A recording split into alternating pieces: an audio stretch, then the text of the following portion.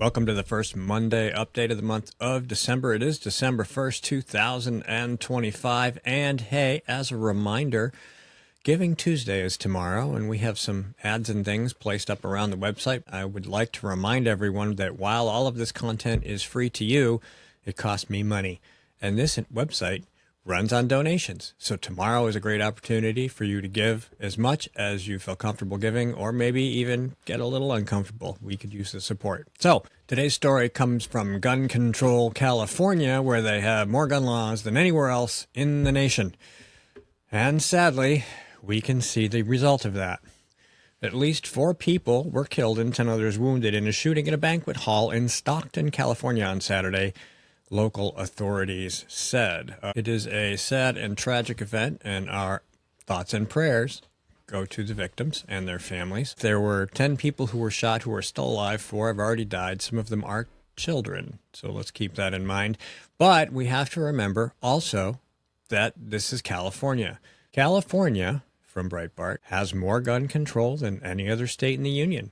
Those controls include red flag laws, an assault weapons ban, a high-capacity magazine ban, a 10-day waiting period on gun purchases, universal background checks, gun registration requirements, a limit on the number of guns law-abiding citizens can buy each month, prohibitions against concealed carry for self-defense in sensitive places, a ban on concealed carry for self-defense on college campuses, a ban on K-12 teachers being armed for classroom defense, and numerous ammunition controls.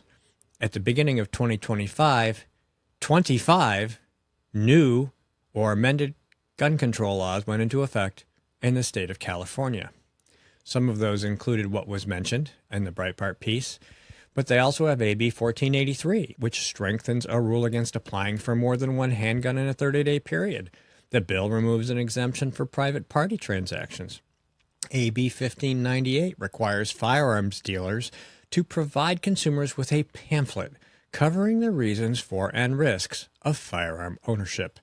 AB 2917 guides courts to expand considerations for a gun violence restraining order to include threats of violence, specifically hate-based threats.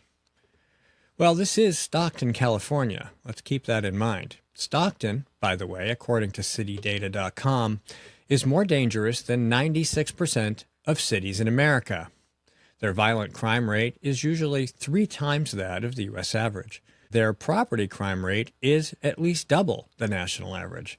One might safely say or suggest that if anybody was going to have a gun in Stockton, California, it would probably be a criminal. But then there's another question. How do you shoot 14 people in a room in a state with a magazine ban that limits you to 10 rounds? Well, you'd have to reload, right? If in fact you were even following that law to begin with. And of course, one might ask, if somebody else was lawfully armed on the premises, wouldn't they be shooting back, especially while the shooter was reloading? It's a good question. Unfortunately, nobody at that banquet was probably armed. We don't have any details about who was shot, why they were shot. They don't have the shooter in custody. It's still a tragedy in a city with a lot of crime, and some people are dead and some are seriously wounded, including children, and this is very sad. And I blame the shooter, of course.